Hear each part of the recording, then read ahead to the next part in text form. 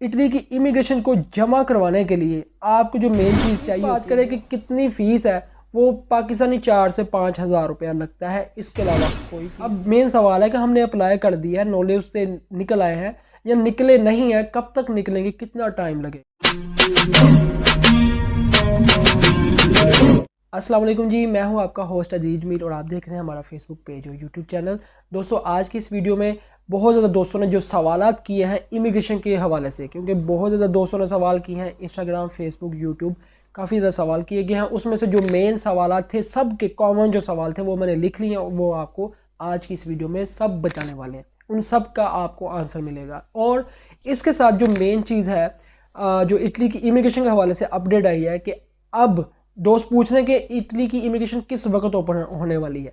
अब से आज 1 तारीख है, किसी भी वक्त इनकी फाइनल डेट अब गैजेट में आने वाली है और डेट जैसे ही आएगी उसमें ये बताया होगा कि इस तरीक से आप इमिग्रेशन जमा करवा सकते हैं। यानी कि अब इंतज़ार की चंद घड़ी हैं, जिसके बाद ना अब इमिग्रेशन खुलने वाली है। जितने भी दोस्त हैं, जो दोस्त भी अप्लाई करना चाहते हैं, उनको ऑलरेडी जो सवालत हैं कि हम कैसे अप्लाई करेंगे, अब मैं आपको स्टेप बाय स्टेप उनके सवालात के जवाब बता रहा हूँ। सबसे पहला सवाल है कि जितने भी हमारे गल्फ़ से भाई हैं, दुबई, यूएई, सऊदीया, मस्कत, कुवैत से, वो पूछ रहे हैं कि हम वहाँ से कैसे अप्लाई करेंगे, हमें क्या क्या चाहिए।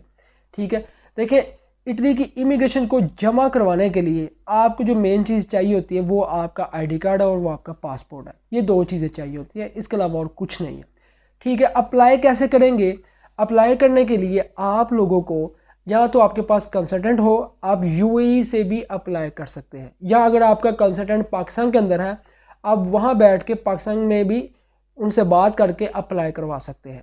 और तीसरी बात, ऑप्शन ये है कि अगर आपका इटली के अंदर कोई है, आपका भाई है, मामा, ताया, चाचा है, या वो किसी मालिक के साथ काम करता है जिसकी अपनी ज़मीन है, अपना कारोबार है, तो वो तब भी आपके लिए डायरेक्ट भी नोला उस्ता वीज़ा निकलवा सकता है।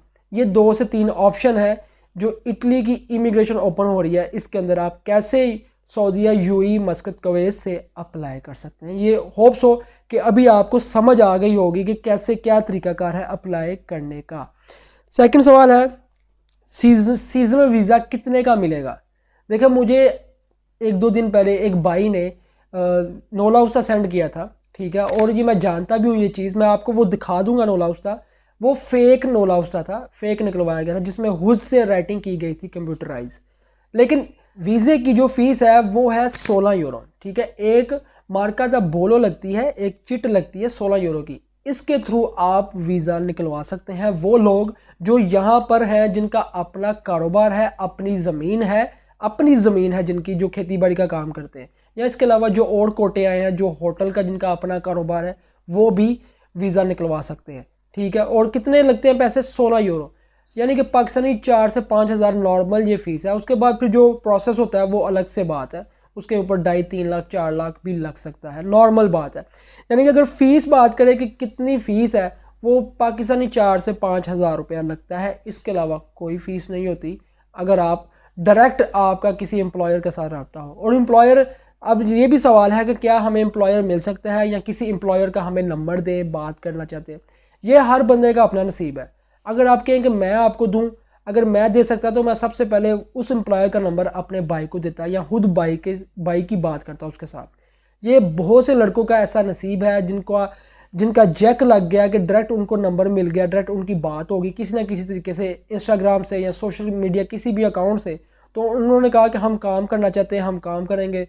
तो ये सीन चलते हैं, हर एक का अपना नसीब है, हर एक की अपनी कोशिश है कि जो जहाँ तक कोशिश करता है कि अगर किसी के पास कुछ भी ना हो तो वो कम से कम कोशिश तो कर सकता है। दूसरा सवाल है, कोई एजेंट का बता दे। देखिए, मेरे पास कोई एजेंट नहीं है, ना मैं खुद एजेंट हूँ, ना मैं खुद कंसल्टेंट हूँ।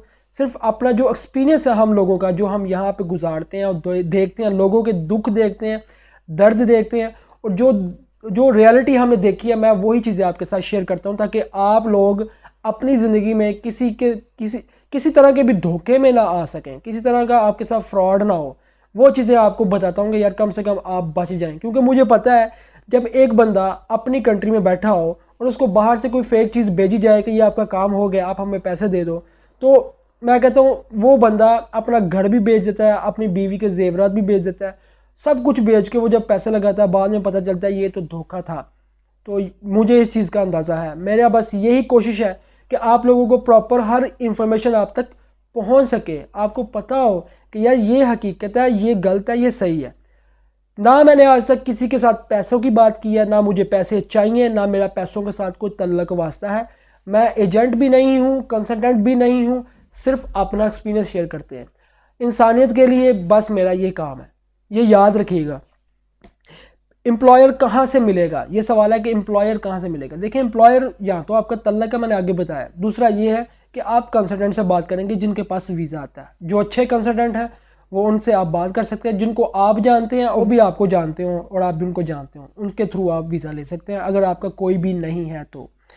उसके बाद है कि वर्क वीज़ा का टाइम कितना लगता है, कितनी देर में मिलेगा, ये सबसे मेन सवाल है कि अभी जैसे ये इटली की इमिग्रेशन ओपन होने वाली है, जैसे ही ओपन होती है आप अप्लाई कर देते हैं। अब मेन सवाल है कि हमने अप्लाई कर दिया है, नॉलेज से निकल आए हैं या निकले नहीं हैं, कब तक निकलेंगे, कितना टाइम लगेगा। देखिए इसमें मिनिमम 2 महीनों से लेके 4, 5, 6, 7 और साल भी लग सकता है, क्योंकि जो इससे पहले पिछले साल जो लोगों ने अप्लाई किया था अभी वो भी लोगों का पेंडिंग पड़ा हुआ है। लेकिन इस साल होप्स हो कि जल्द होगा ये सब कुछ। ये ज़हन में रखें, 2 महीनों से लेके 1 साल भी लग सकता है। इस चीज़ को वाज़ेह अपने माइंड में रखिएगा और आप टच में रहें, जिसके साथ आपने अप्लाई किया है उसके साथ आप टच में रहें। एक सवाल ये भी करते हैं कि तालीम कितनी होनी चाहिए। देखें आपकी तालीम मैट्रिक है, अंडर मैट्रिक है, आप 5 पढ़े हुए हैं या आप नहीं पढ़े हुए, जो सीजनल वीज़े होते हैं इसके लिए आपको तालीम की ज़रूरत नहीं होती। दुनिया में कहीं भी सीजनल वीज़ा ओपन होगा, खेती बाड़ी का ओपन होगा, इसके अंदर किसी को भी तालीम स्टडी की ज़रूरत नहीं है। एक सवाल दोस्तों का ये है कि क्या इस वीज़े के लिए इंटरव्यू होता है या नहीं। देखिए इस वीज़े के लिए नॉर्मली जो है ना ज़्यादातर इंटरव्यू नहीं होता, और अगर इंटरव्यू हो भी तो आप उर्दू में भी दे सकते हैं और आप इंग्लिश भी बोल सकते हैं। बेसिकली आनी तो इटालियन चाहिए कि इटालियन ज़ुबान आए, लेकिन उनको पता है कि सीजनल वीज़े पे आना है और नॉर्मली बस आप 2-3 दफ़ा वो बताते हैं तो वो आपको काम समझ आ जाती है, वो काम करना होता है। तो इसलिए ज़्यादातर इस वीज़े के लिए आपको इंटरव्यू में इटालियन ज़ुबान की भी ज़रूरत नहीं होती, और इंग्लिश भी अगर आती है तो ठीक है, नहीं आती तब भी आप कहेंगे नहीं आती, आप उर्दू में भी इंटरव्यू दे सकते हैं, वो साथ में तर्जुमान वहाँ पे बैठे होते हैं। तो इंटरव्यू में आपको लैंग्वेज की भी ज़रूरत नहीं होती, अगर हो भी तो इतना मसला नहीं है कि कितनी एज होनी चाहिए कि वर्क वीज़े पे हम आ सके। देखिए जिस बंदे के पास पासपोर्ट है यानी कि 18 साल से लेके नॉर्मली जो हमने इटली के अंदर देखा है 40, 45, 50 और 51, 52 तक भी लोग यहाँ पे आके काम करते हैं, क्योंकि ये डिपेंड करता है आपकी बॉडी फ्रैक्चर के ऊपर कि आप कितने सेट हैं, कितना आप जो ना अपने आप को आपने मेंटेन करके रखा हुआ है। 18 साल से लेके जिसकी भी एज 18 साल है, जिसके पास पासपोर्ट है, 18 साल से लेके 52 तक भी लोग यहाँ पर आ सकते हैं सीजनल वीज़े का काम करने के लिए। ठीक है, ये एज लिमिट है 18 to 55। कुछ दोस्तों ये कहते हैं कि क्या हम इटली में आके पैकिंग का काम भी कर सकते हैं। देखिए पहले 1-2 साल आपको यही काम करना पड़ेगा, इसके बाद आप कोई भी काम कर सकते हैं, दूसरा काम भी कर सकते हैं, वो आपने कॉन्ट्रैक्ट लगाना होता है। ये भी एक सिस्टम है, बड़ा सिस्टम है ये, कि जब एक बंदा सीजनल वीज़े पे आता है उससे फिर जब उसका वीज़ा ख़त्म होने वाला होता है तो उससे फिर डिमांडें की जाती हैं कि हमें पैसे दो, ये कर लो। उससे बेहतर ये है कि जब आप आते हैं तब से ही आप एक मालिक ढूंढ के रख लें जो अच्छा मालिक हो। अगर वो आपको कॉन्ट्रैक्ट दे दे तो फिर आपका वीज़ा भी रीन्यू हो जाता है, दोबारा से 1 साल का वीज़ा आपको मिल जाता है। इसके बाद एक सवाल है कि जब हम इटली में आते हैं तो हमें ये सीजनल वीज़ा कितनी देर का मिलेगा, 1 साल का, 2 साल का, 3 साल का। ये बहुत ज़्यादा दोस्त पूछते हैं जिनको नहीं पता। देखें ये जो वीज़ा है ये आपको मिलेगा स्टार्टिंग के ऊपर 9 महीने का। ठीक है, 9 माह का वीज़ा होगा, लेकिन अपनी कंट्री से 2 से 3 महीने का इशू होगा। फिर जब आप यहाँ इटली में आएंगे, यहाँ आके आप एक्सटेंड करेंगे तो वो आपको 9 महीने का कर दिया जाएगा, और उसमें फिर आपको एक कार्ड दे दिया जाएगा जो परमेसो होगी, जो सजोर होगी, जिसकी बेस पे आप अपनी कंट्री में आ जा सकते हैं। 9 महीने के अंदर अगर आपके पास ऑप्शन है आप एक दफ़ा ज़रूर जा सकते हैं। इसके बाद मेन चीज़ है कि दोस्त पूछते हैं कि जब हम सीजनल वीज़े पे आते हैं और इस वीज़े पे आने के बाद हमें नेशनैलिटी कब मिलेगी, हम पीआर कब लेंगे, पक्के कब होंगे।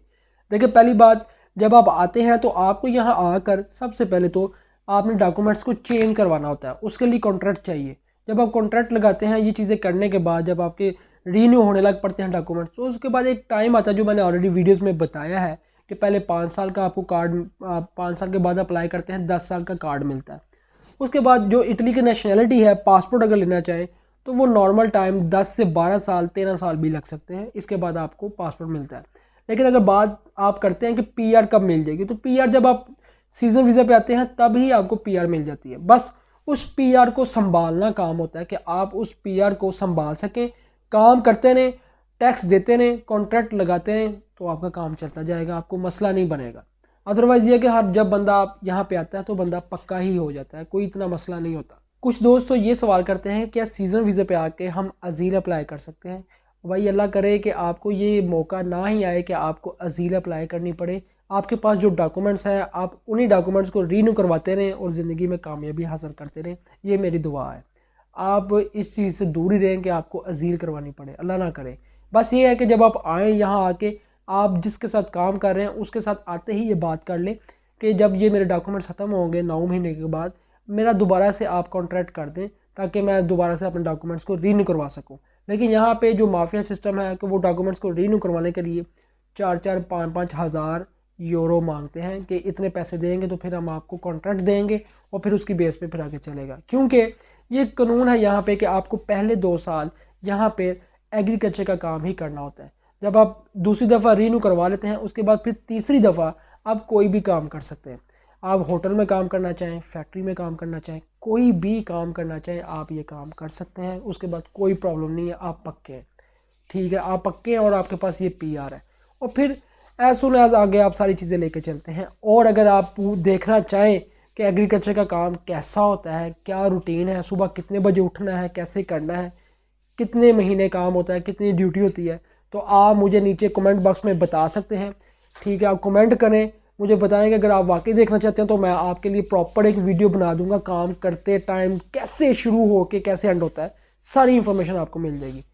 वेल, दुआ में याद रखिएगा, मिलते हैं हम आपको अगली वीडियो में, तब तक मुझे नहीं इजाज़त, अल्लाह हाफिज़।